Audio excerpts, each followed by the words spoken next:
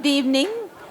I have great pleasure in inviting Bhawana Somaaya, my friend from Bombay, to my new home here in Mysuru. So welcome to Mysuru, Bhavna. So, the title of the book was, the title of our panel discussion is From Star Biographies to a Partition Story. So, I know most of you are interested in Bollywood and partition, but I want to explore the other side of Bhavna, which I didn't know. After all those years in Bombay, the partition, and this is a different kind of a partition, because we have had many partition stories from Punjab and then also from Bengal. But the partition from Karachi to back to home, like, to mostly from Gujaratis, coming back to Saurashtra and Gujarat.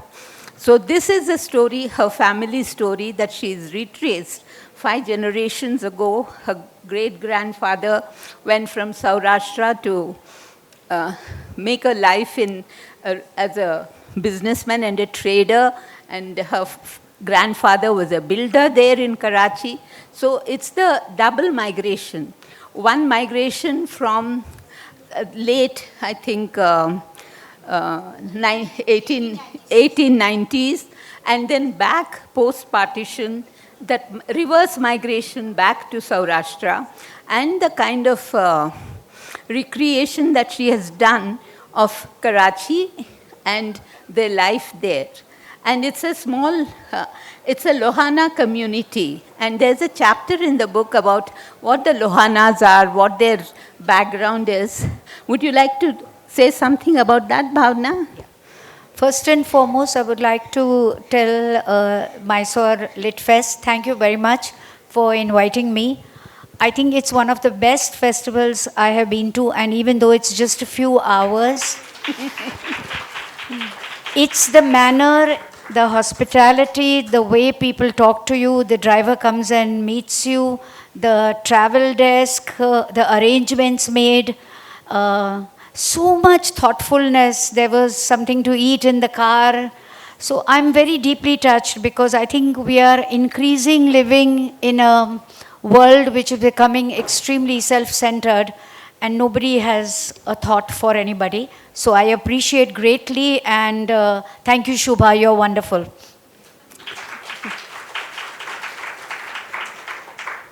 So I have been writing on cinema for almost 50 years. I was in college in first year when I stumbled into film journalism. It was something I didn't want to do, but it just happened to me, and I thought that I'm going to leave it after 1 year, 4 years, 5 years, but it never happened. The thing about show business is, Maithili, that you can waste an entire life wanting to be in the spotlight, but if show business doesn't choose you, then it never happens. And if there is something in you and you come here, you can make 100 plans to leave, but you are unable to leave because something always holds you back. So I think that's what happened to me.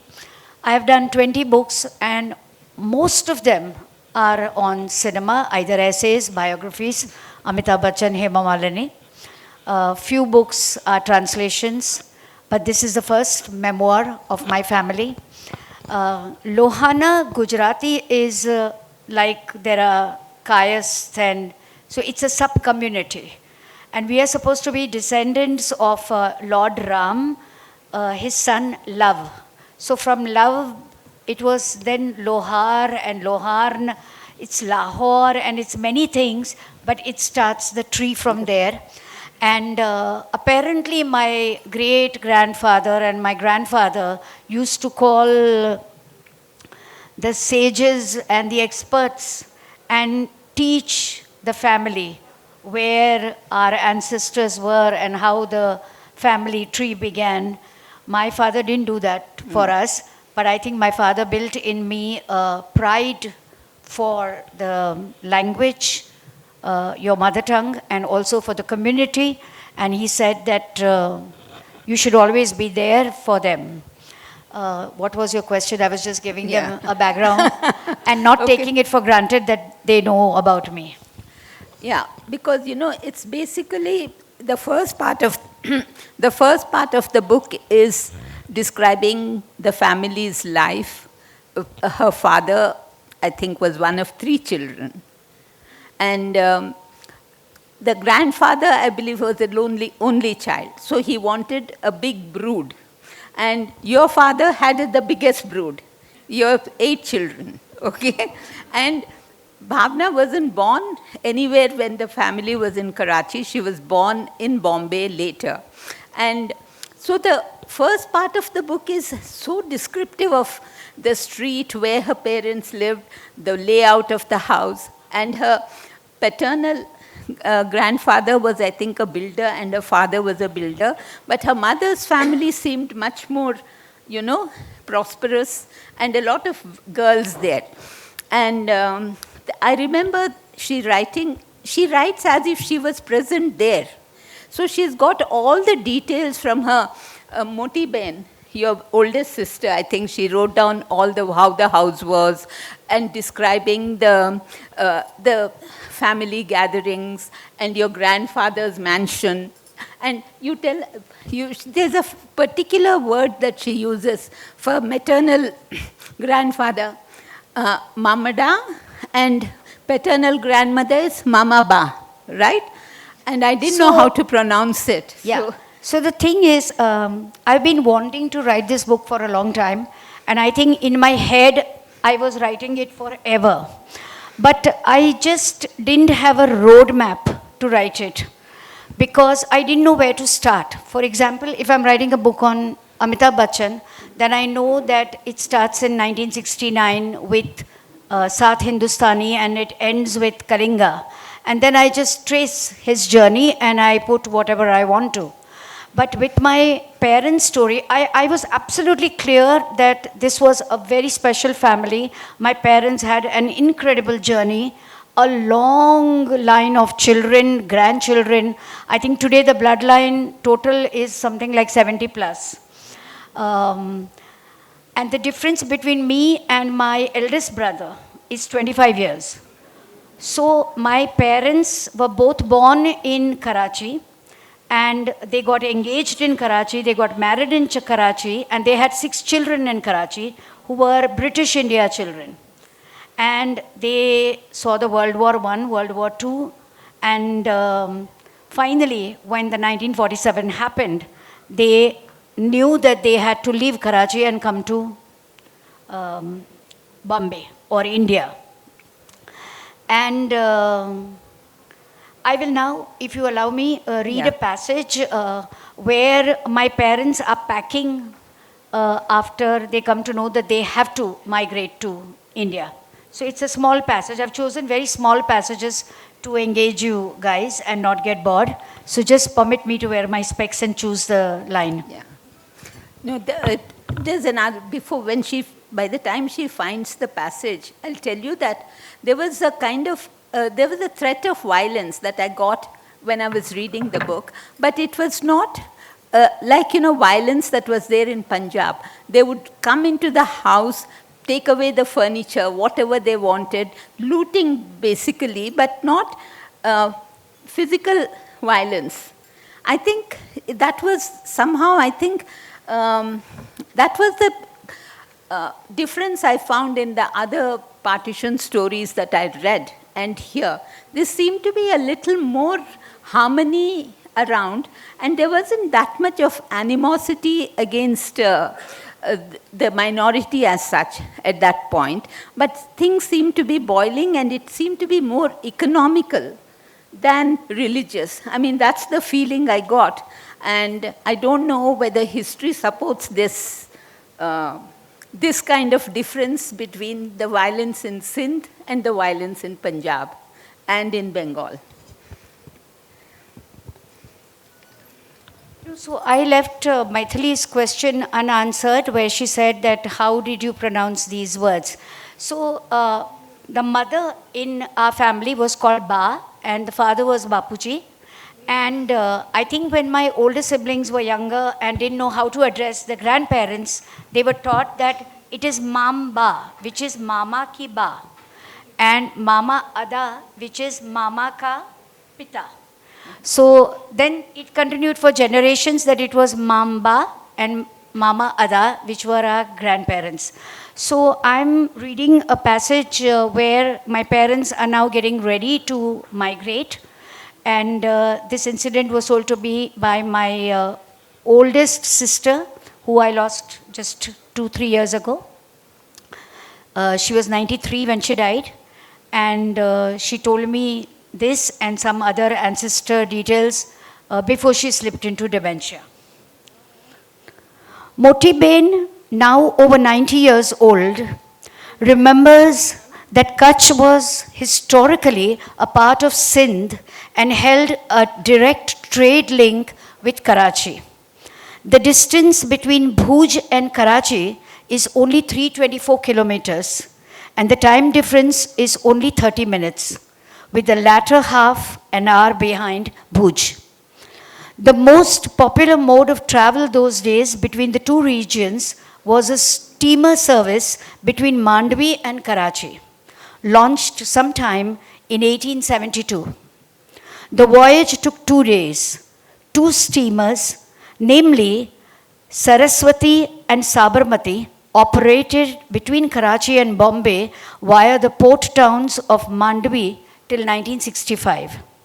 She recalls that the family reached Karachi port early in the morning to board the Kutch-bound ship. The ticket per head was rupees 15, where a thali was served for an additional cost of rupees 125. The ship generally accommodated about 400 passengers, mostly pilgrims visiting the Kul Devtas, the family deities, in Bhuj. But today, there were close to 3,000 passengers. Men and women with large baskets balanced on their heads jostled each other as children wailed, some even trampled upon. Bapuji had instructed everyone to hold hands at all times to prevent getting lost in the stampede. He was lugging the large trunks. Mahendra, that's my brother, younger brother. Younger means everybody's older than me because I'm the 8th one. Mahendra was pushing the smaller trunks, and the remaining siblings were made responsible for individual cloth bags. Ba was carrying the smallest potli, pouch, containing the money and the jewelry, and watching over all her children. The walk to the steamer gate was a mighty challenge, and after great difficulty, the family managed to board the vessel, but their problems were far from over.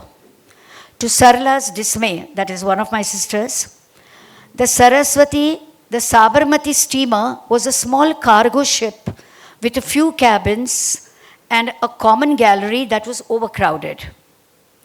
There were no attendants, and families ran helter-skelter trying to find their seats. Bapuji had booked the uppermost deck because the middle deck got bumpy inside rough sea and the lower deck turned claustrophobic. He settled the large trunks around the settees and placed mattresses on top of them, instructing the younger ones to hop onto them so they didn't come in the way, while my brother and he placed the smaller trunks beneath the seats. The cloth bags were hung from the top clutches so everyone could help themselves to whatever they wanted. At the stroke of 8 a.m., the bugle shrilled, and the anchor was set loose for the ship to sail. My mother rushed to the glass window to have a last glimpse of the land she had called home. The date was 22 September 1948. My oldest sister had turned 16 that morning, and my mother had turned 35 a month ago. Clinging on her either side were her 4 young children, ages ranging from 5 to 13.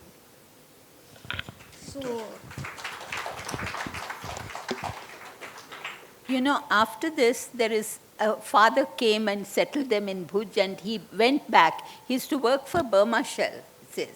And then there's a film connection. I don't know how, I think it got into her genes, because he was also turned a film movie distributor, part of the business.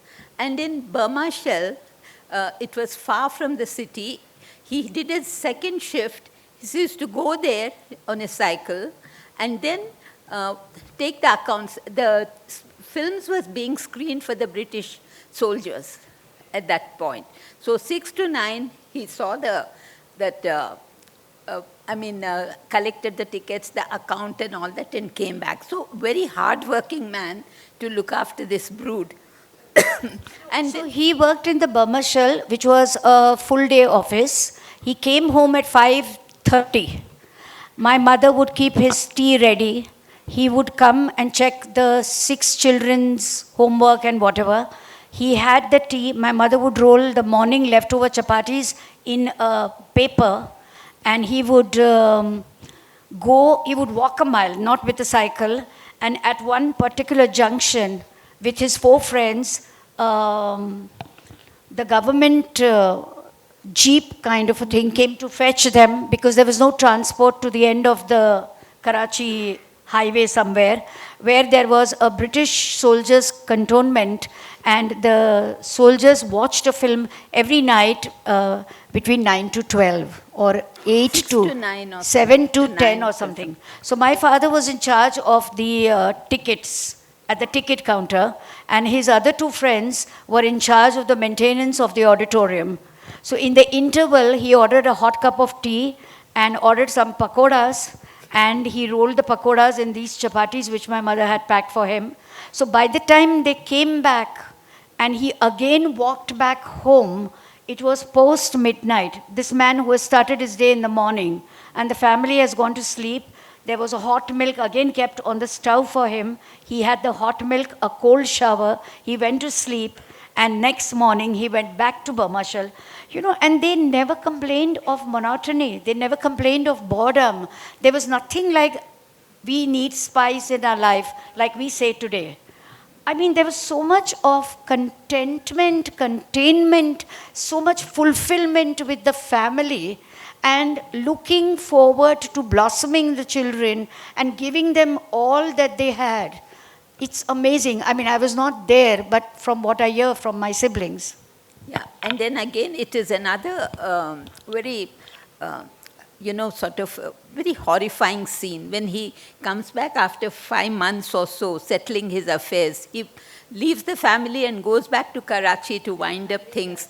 And then he had, I think, some money he had put in a handkerchief, and his papers. He wanted the transfer papers from Burma Shell there to Bhuj. So otherwise, how would he take care of it? And when he's coming there, people trampled over him, and then he's lost his money. Yeah.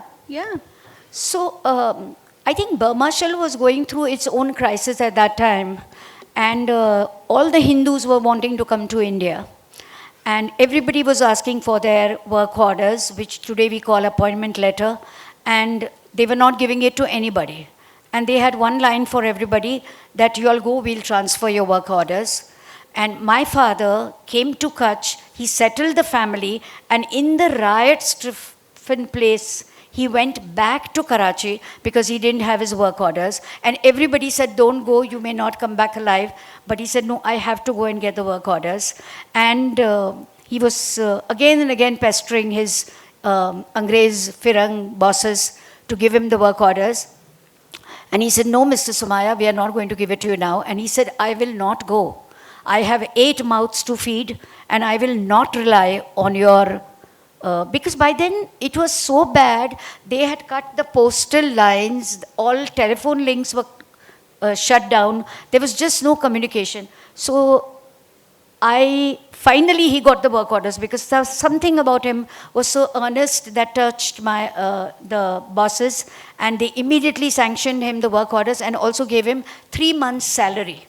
So I would like to read the passage that how he packs and how he's leaving and what kind of a situation it was. This is the second time. when he's come from Kutch to Karachi and he's going back to Kutch.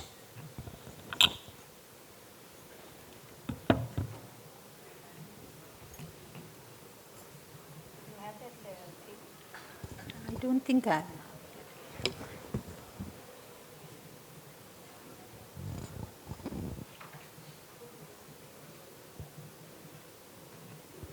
Oh, Bhavana didn't bring her copy of the book. She just took it. This is called, influence of the Mumbai Star world. You just think that you can walk in and you'll get a copy of the book, and somebody actually gave it to me also. With great difficulty, Bapuji found a buyer for our home, who promised to arrive the following morning and exchange cash for the house key. My father was all ready to depart, and the luggage was loaded in the horse carriage when the buyer arrived. He grabbed the key from my father's hand and pushed an envelope into his coat pocket. "It is a fair deal, Janab," he said to my father as Bapuji got inside the waiting tonga. The carriage moved, and when my father opened the envelope, he was aghast to see that the notes within could not have purchased him even 5 liters of milk. Partition had numbed all emotions, and deception was a recurrent motive in all interactions. Bapuji focused on his onward journey. He concealed his 3-month salary inside a soiled handkerchief and placed his work order inside his inner vest pocket. He prayed that no further obstacle would arise, but with the care he prayed that no further obstacles would arise, but the chaos awaiting him at the port was beyond anybody's imagination. Men in masks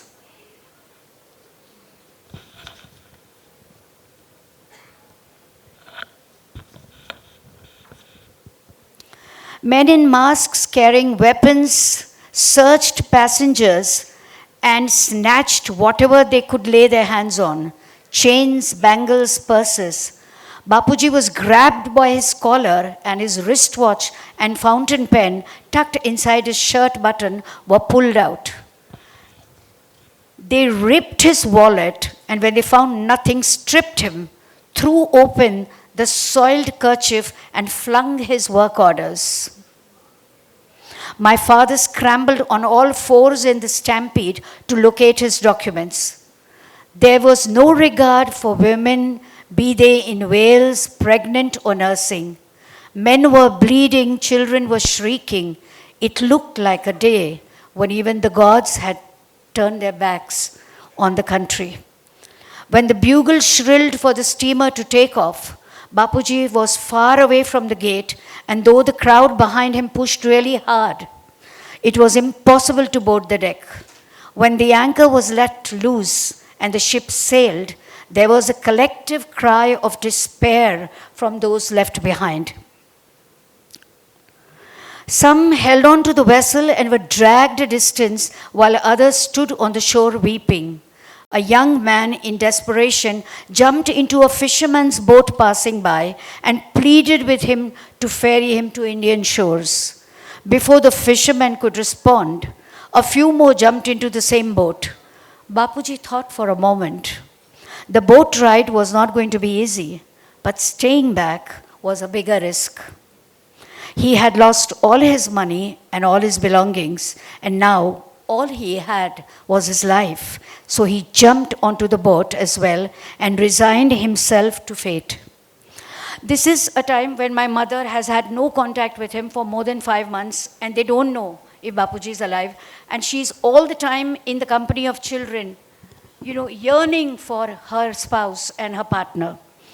There were 10 of them on the same boat, and nobody talked to anyone. Fear reflected in every gaze, and the sea was even more fearful. The tropical sun burnt their eyes, and they waited for night time so the darkness could soothe them, but it came with rain and thunder, which scared them. The only food available on the boat was a sack full of raw chana. which comprised all their meals, and when the voyagers got thirsty, they drank from the salty sea. The winds were ferocious, and the angry waves lashed their bodies. The only armor available on board was a large bundle of rough rope, which they all wrapped around themselves, even though it cut their skin and bruised them. After 4 days of arduous journey at sea, all of them heaved a sigh of relief when the boat finally docked at Mandvi port in Kutch. The first thing my father did after stepping on the ground was to check if his limbs were intact. He was burning with fever and he could barely walk. Clothes tattered and shoes lost in the stampede, Bapuji limped barefoot, struggling to make it to the market area, and then hopped onto an overcrowded bus to Bhuj. He had no money for the ticket, but the driver allowed him to sit on the floor. It was late at night by the time Bapuji arrived in Bhuj, and he still had a mile to walk. He told himself, a little more courage, and he would soon be home. At home, Baubhai, that's my oldest brother, 25 years older than me, was in the process of locking all the doors and windows before retiring to bed and was about to switch off the lights when Bapuji, trembling in fever, struggled to open the gate latch. They had a cottage or a bungalow, whatever it was. My brother heard the click and, assuming it was cattle, rushed out with a stick in his hand. He was surprised to discover an intruder and was about to drive him away when Ba, sensing trouble, ran into the courtyard and asked him to stop. Wait, she whispered. It's your father. He has come back. She screamed and collapsed on the floor. The younger sibling, sensing an emergency, turned on the lights and one by one rushed out of their rooms. Baubhai put on the yard lights and gently ushered my unrecognizable father inside the house. He was not to be blamed for mistaking Bapuji for a scavenger. Ba was in a trance, weeping, watching Bapuji intently. His heels were cracked and his toes were bleeding. My sisters rushed into the kitchen and brought him hot water mixed with rock salt and soaked his tired feet. Motiben served him boiled milk with turmeric. And slowly they noticed further damage. His face was tanned and his body bruised. His arms and chest were scarred, wrapped in rope for so many days. This frail, impoverished, battered man was not the father my siblings had been waiting for. The younger girls hid in a corner, mortified by what they saw. My older sister held Ba and wept together. Bapuji was meeting his family after 6 long months of pure hell. He spread out his arms and the entire family clung to each other and wept bitterly. Yeah. From here onwards, I think they left one more migration to Bombay. And then I think from what I read, they felt that Bombay was somewhat reminded them of Karachi. They felt very claustrophobic in Bhuj because of the narrow streets and fort wall and all that. But I think they felt at home. And then I just want to ask you this. Much later, when the older daughter and your brother got married, your mother found that she was pregnant. And you speculate how they took that at that age. And I was thinking of Badhai Ho. No, you didn't mention Badhai Ho. I have. Maybe in something, not in the book though. Who is it? Yeah. So she says, were they embarrassed? How did they face that? And then after that, after your sister Seema, then you came later, a year later. So what happened is, My mother had a peculiar fertility cycle where she was pregnant every 2 years. So my maternal grandmother, who was a short woman with blue eyes and like really strong, and she kept a close watch on all her daughters' menstrual cycle dates and even fertility cycle of her married daughters. So when my sixth sister or sixth sibling was, I think, 15 years old, my mother was one day very tired, and my father decided to take her to the doctor. And the doctor said, the lady doctor, because women didn't go to male doctors, that you are pregnant. And they both were in for a shock. And the doctor suggested that maybe they could have an abortion, but they came from that world where they thought it was a gift from God and they can't do abortion. So I was always curious to know that how did they stop somewhere and have a coffee? I don't even know if there were cafeterias. How did they discuss with each other? How were they going to break the news to the older siblings? Two were married, living in joint families. So I was worried that how my Motiven's in-laws, did they taunt her? Then one brother was in London. How did they break the news to this boy in London struggling, doing odd jobs? So at that time, my grandmother told my mother that, see, now this time you had it after 15 years, you better be careful because knowing your fertility cycle, you might get pregnant again. So my mother said, no, I'm in my menopause, I can't get pregnant. And then exactly what my grandmother said happened. 2 years later, I was in the womb. Now she was 45, which means when I was born, she was 46. They are like my grandparents. So when they went to the doctor, and by now my father's pocket had a big hole, so many children, doing marriages, education, and I think they were wanting now to really terminate and said, now enough is enough. So that doctor said that you do kitchen remedies and it will drop, don't worry. She did all the kitchen remedies, but she was determined to be born. I didn't give up. So I had to come, but I came like a black rat because she must have had all the wrong things that she should not have had. And she was so pale and frail that when I was born, the nurse in the hospital, my father was waiting on the bench outside, she would go in and out of the room but not tell my father कि क्या हुआ? My father is asking again and again, क्या हुआ? Because the nurse had got to know that she's the 8th child and the 6th daughter of the couple. So she thought that this poor old man, he may get a heart attack. My father took out 5 rupee note, gave it to the nurse and said, this is your bakshish. My Lakshmi has come and she will hold my hand in my autumn years.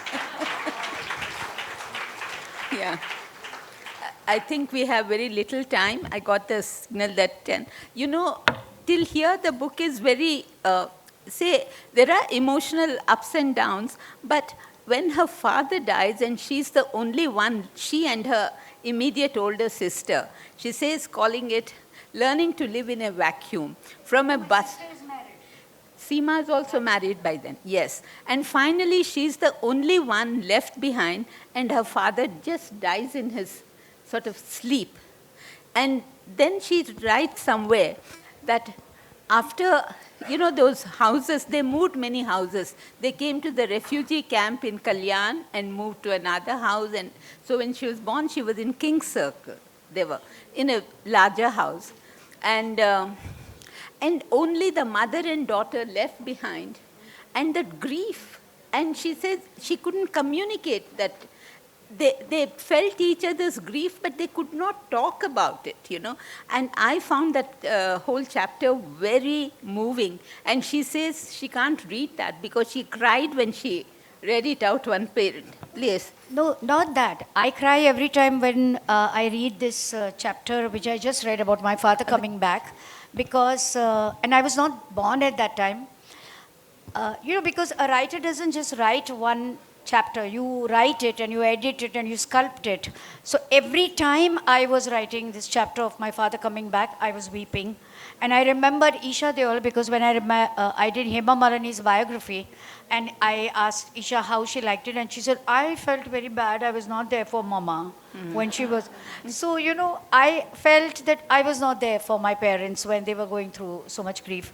But I don't want this session to end on a sad note. So I want to say that, my mother is a very, very colorful person, and she has an opinion on everything, and she thinks that she has an authority to know about everything. Because, like one day I saw her talking to somebody, and she was giving information about the film world. Yeah. And I said, Mom, this is not true. Why are you giving this kind of information?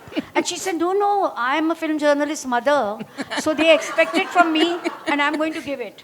So there is an incident when Amitabh Bachchan was not talking to the media for 18 years, and for some reason he decided that he was going to lift the ban, and I was the first one he spoke to.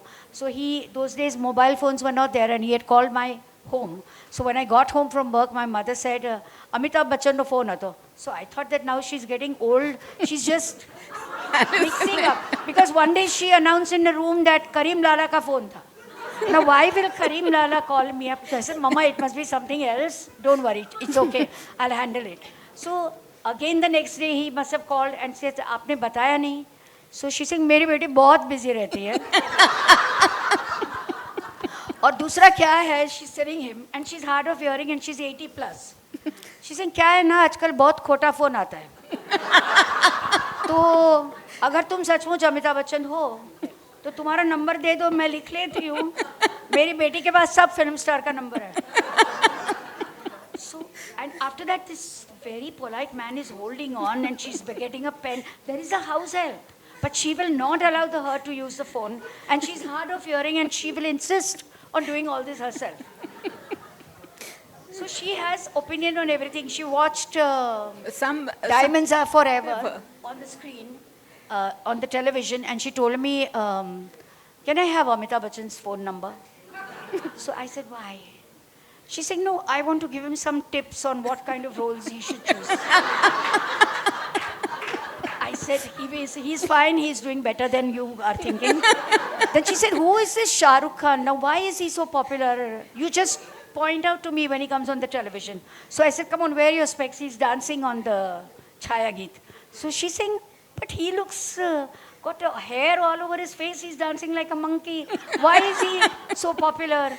She wants to know everything about the ruling party, why they are having an opinion on everything, because her information came from Chitralekha, which is a Gujarati Time magazine. So she told Javed that you should not wear colored kurtas. You should wear only Javed Akhtar, only white kurtas. Then Shabana, whom she considered like her daughter, when she would come home in her ethnic sarees and antique jewelry, she'll say, "ये तुम ऐसा cotton sari पहनती हो ना, खोटा खोटा दागिना, मेरे को नहीं पसंद है. रेखा कैसे silk का साड़ी पहनती है, diamonds पहनती है, मेरे को ऐसा पसंद है." She was obsessed with the mafia. And the only reason she watched Amitabh Bachchan films is because he played the underworld. And she was obsessed. She loved the mansions, the cars, the fancy phones. So that was her character.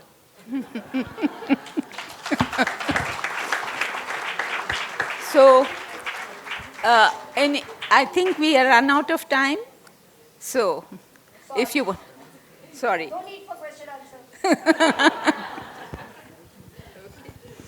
But if you want to meet her and then all her, I think I once went to a launch of her book on Amitabh Bachchan at NCPA, and then it was packed. And I'd come late, and you had finished your introduction, and your publisher took over and didn't allow you to speak. Yeah. So I said, I went only to one of her book launches that was on Amitabh Bachchan. It was at NCPA in the big Tata Theatre in Bombay, and there was such a huge crowd. And Bhavna had finished her speech, but I was so angry that Tuli, what's his name? The publisher, he monopolized the conversation with Amitabh Bachchan, and then I felt it wasn't right. No, in the end, I would like to say that Maithili Rao is the most revered film writer in our generation, and all of us we look up to her. So when Shubha told me that Maithili is interviewing you, I said I have no questions, no discussions. Whatever she does, whatever she asks, however she drives, I'm okay with it. And I have to say that whatever the other publishers must have been, but the Bloomsbury publisher is absolutely fabulous. And everything, the cover, the choice of the photograph, it's his. I wanted my parents' picture on the cover, but he said, no, it'll look like an orbit. So he said, I want your picture and that too, a younger picture. Obviously, because nobody likes older pictures. So, theek hai.